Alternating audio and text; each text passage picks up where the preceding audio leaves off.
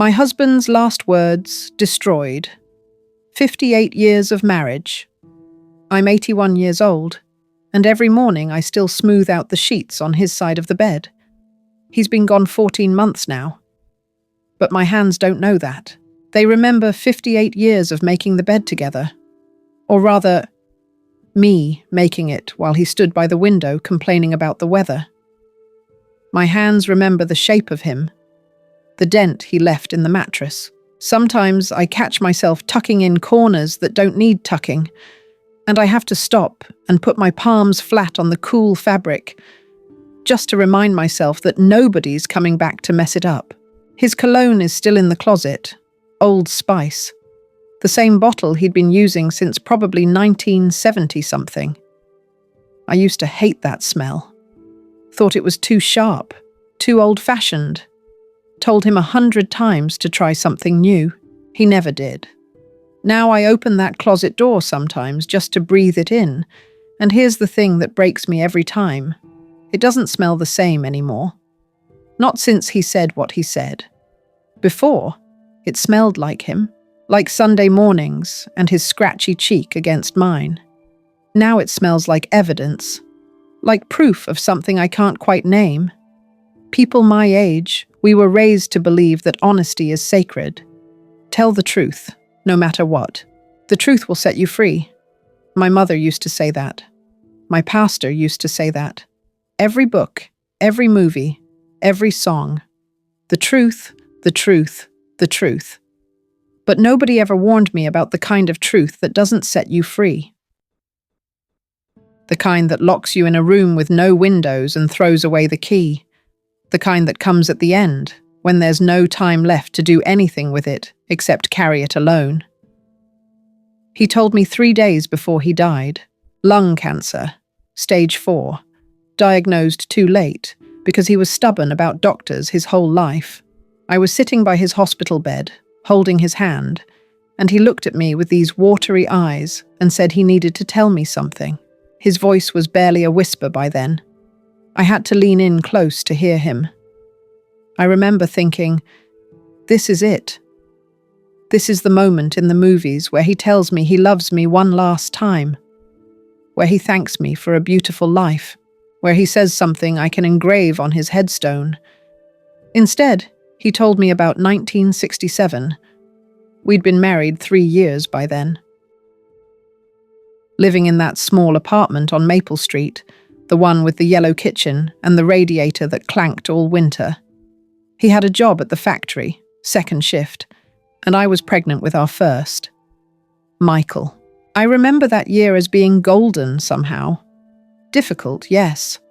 Money was tight, always. But golden. We were building something. What I didn't know, what I never knew until that hospital room 57 years later, was that he'd been offered a job in California that year. A good job, better pay, better prospects. A chance to start fresh somewhere warm. His cousin had set it up. All he had to do was say yes. He said no. Because of me. Because I was pregnant. Because my mother was sick. Because I'd told him I could never leave this town, my family, everything I knew. Because I cried when he even mentioned the possibility. I don't remember any of this. I've searched my memory 1,000 times since that hospital room, and I can't find this conversation anywhere. Maybe I blocked it out. Maybe it seemed so small to me at the time that it didn't register. Maybe I was so focused on the baby, on my mother, on surviving, that I didn't hear what he was really asking. But here's what he told me. Lying in that hospital bed with tubes coming out of his arms and death sitting in the corner of the room. He said he'd spent 58 years wondering. That's the word he used. Wondering. What would have happened if he'd gone anyway? If he'd insisted? If he'd chosen differently? He said he loved me. He did. But there was always this other life running parallel to ours. A ghost life. The life he might have had in California. And he couldn't stop thinking about it, even now, even at the end. I didn't say anything. I couldn't. My hand went cold in his, and I just sat there looking at him. This man I'd slept beside for 58 years, this man whose socks I'd washed, and whose meals I'd cooked, and whose children I'd raised.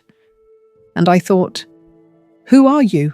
I thought, have I ever known you at all? He died 3 days later. I was holding his hand when he went, same as I'd held it that night. But everything was different. The room looked the same. The machines beeped the same.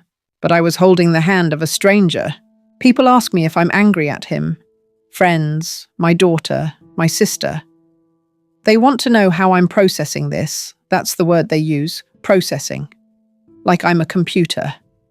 Like grief comes with an instruction manual, and I never know what to tell them because the truth is, I don't know what I feel. The anger comes and goes. Sometimes I'm furious at him for telling me, for unburdening himself at my expense. He got to die with a clear conscience, didn't he? He got to float off into whatever comes next, light and free, while I'm left here with the weight of it. That seems unfair. That seems cruel, actually. But other times, and this is harder to admit, I'm angry at him for not telling me sooner, for letting me believe, for 58 years, that our life together was his first choice, for watching me build a shrine to our marriage, anniversary after anniversary, and knowing the whole time that it was built on sand. I cooked his favorite meals. I ironed his shirts. I gave up my own dreams, small ones, nothing like California, but dreams nonetheless, because I thought we were in this together. I thought we were a team, and now I find out I was playing a game he'd already lost interest in. The wedding photos are still on the mantel. I haven't been able to take them down. There's one from the church steps, both of us squinting into the sun. Him in that rented suit that was too big in the shoulders, me in my mother's dress that I'd spent 3 months altering. We look so young. We look like we have no idea what's coming. And I suppose we didn't.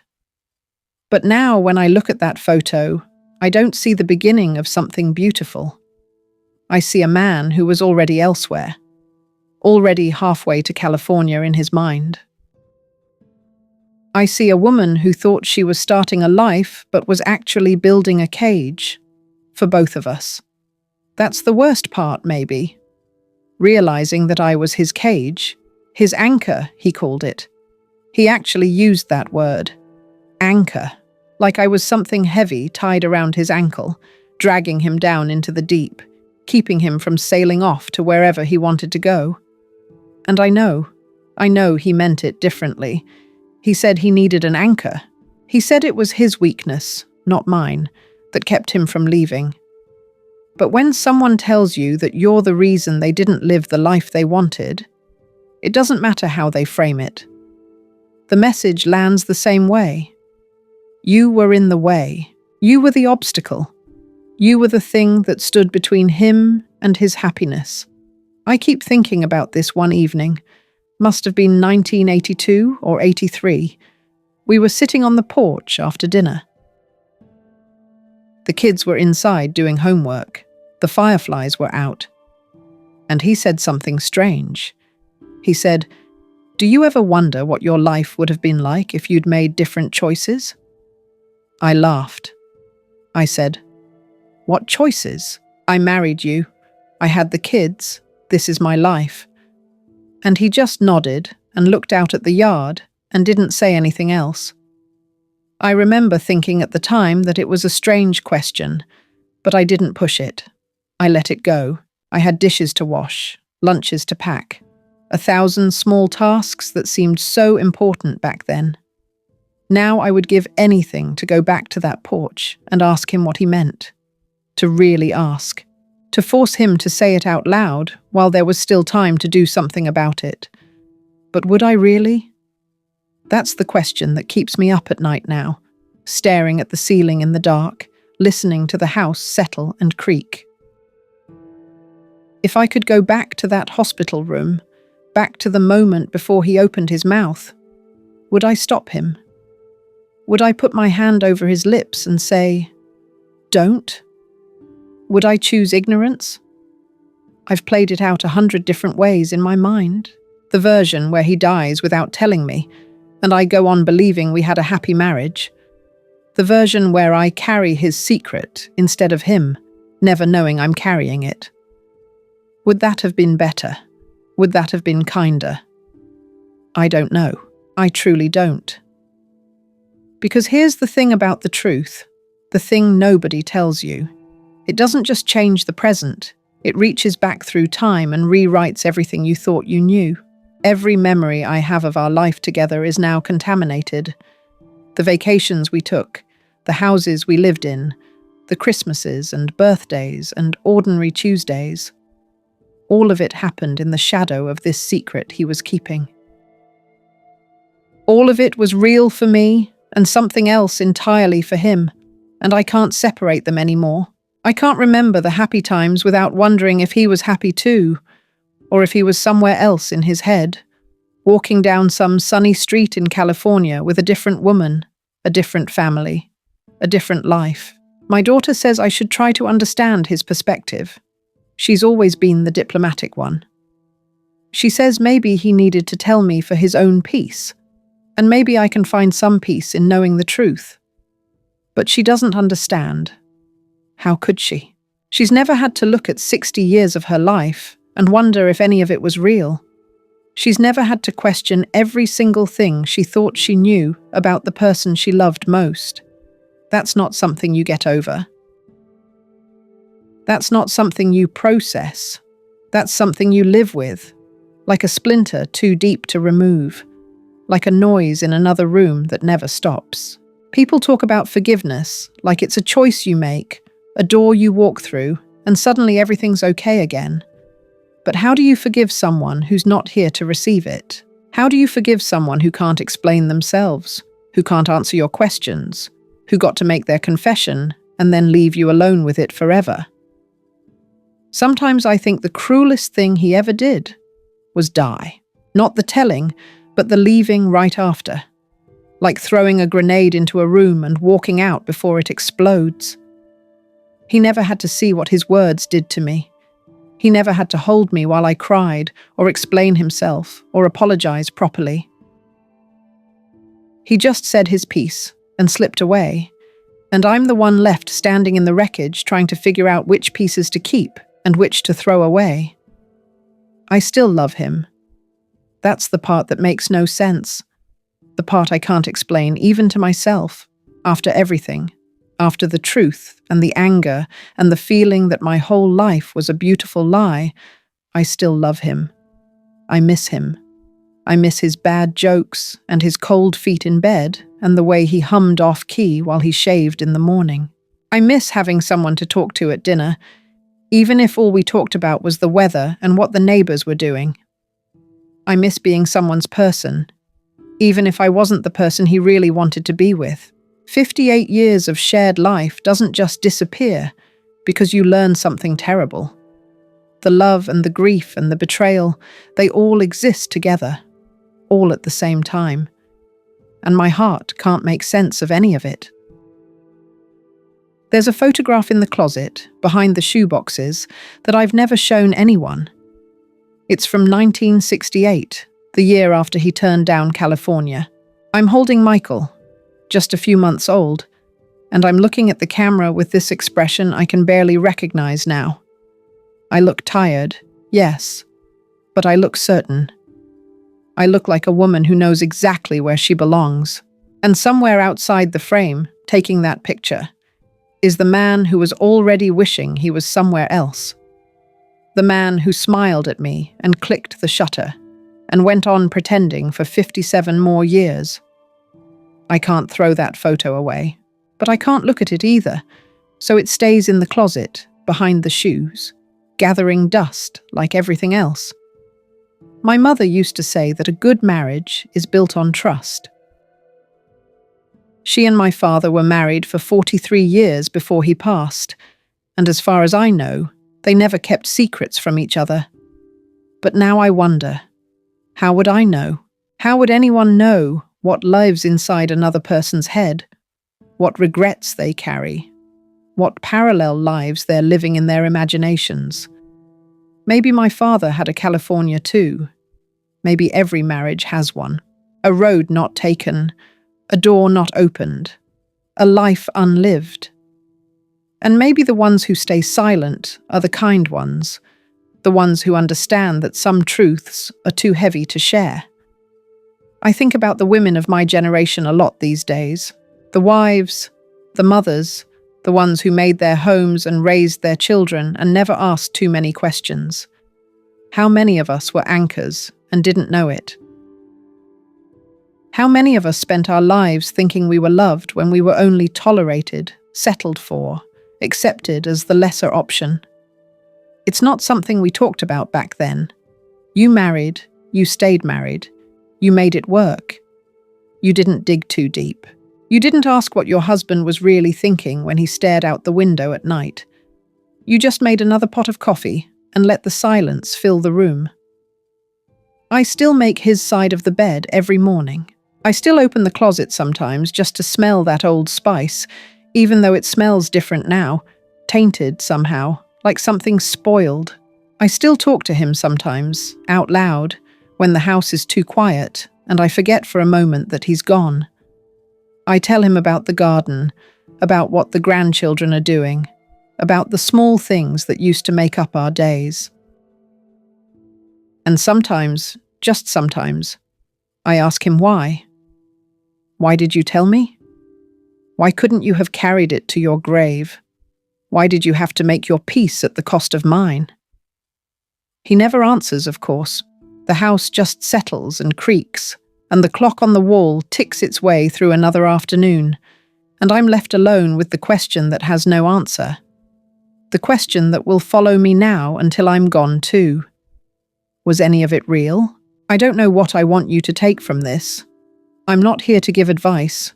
I'm not here to tell you how to live your life or what decisions to make. I'm just telling you what happened to me, what I'm still living through, because somebody should know.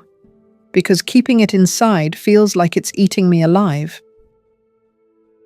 People see me in the grocery store or at church, and they say, "Oh, you must miss him so much." And I nod and smile and say, yes, I do.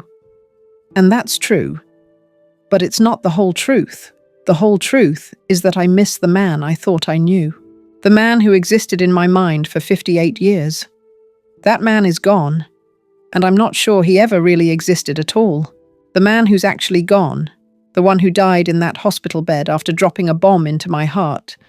I'm still trying to figure out who he was. I'm still trying to decide if I miss him or if I'm just mourning an idea, a story I told myself, a life I thought we were living together. 14 months now. 14 months of smoothing sheets that don't need smoothing. Of opening closets just to smell a cologne that used to mean home and now means something else entirely. Of looking at photographs I can't throw away and can't bear to see. Of wondering, always wondering, if I should have covered his mouth with my hand and begged him not to speak. Maybe in another 14 months I'll have an answer. Maybe in another year I'll know how to feel. But right now, today, I'm just an 81-year-old woman sitting in a house full of memories I can't trust anymore, talking to a camera because there's nobody else to talk to, because the one person who could help me make sense of this is the same person who broke everything apart. That's the truth nobody tells you about getting old. It's not the aches and pains. It's not the loneliness. It's realizing that the story you've been telling yourself your whole life might have been fiction all along. And you're too old now to write a new one. I'm going to get up now and make myself some tea. I'm going to sit in the kitchen where we sat together for 58 years, at the same table where he used to read the newspaper while I did the crossword puzzle. I'm going to look out the window at the same yard he looked at that evening in 1982, when he asked me about different choices. And I'm going to try, one more time, to figure out how to live with what I know. If any of this made sense to you, if you're carrying something similar, I'm sorry. I'm so sorry. This isn't the kind of thing you can fix with advice or perspective or time. It's just the kind of thing you carry, like a stone in your pocket, like a weight that never lifts. And maybe that's okay. Maybe some things aren't meant to be fixed. Maybe they're just meant to be witnessed. Thank you for listening to an old woman talk too much about things that can't be changed. Share this if you think someone else needs to hear it. Not because it will help them, just because sometimes knowing you're not alone is the only comfort there is.